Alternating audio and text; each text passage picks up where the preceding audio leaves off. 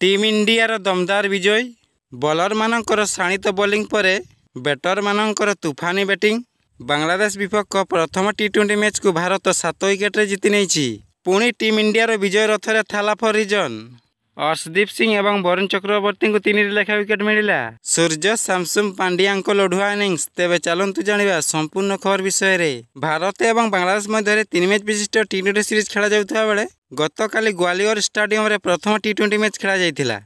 यही मैच रे टीम इंडियार नूतन अधिनायक तथा डैंसर अधिनायक सूर्य कुमार यादव प्रथम टॉस जीति फिल्डिंग करने को निष्पत्ति नहीं।